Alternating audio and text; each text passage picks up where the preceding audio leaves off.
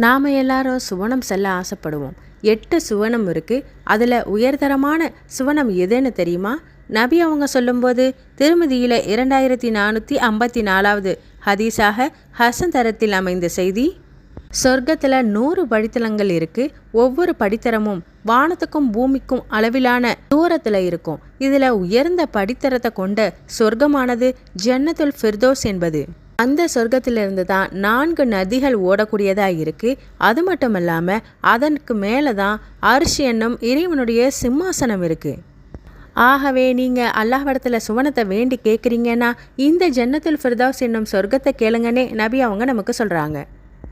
அப்படி அந்த சுவனத்தை கேட்கறதின் மூலம் இறைவனுடைய சிம்மாசனமும் இறைவனை பார்க்கக்கூடிய அந்த பாக்கியத்தையும் பெறலாம். எனவே இறைவன் நம்மையும் நம்முடைய குடும்பத்தாரோடு சேர்த்து சுவனத்திலே உயர்ந்த சொர்க்கமான ஜன்னத்துல் ஃபிர்தௌஸ் என்னும் சொர்க்கத்தில் ஒன்று கூட்டுவானாக.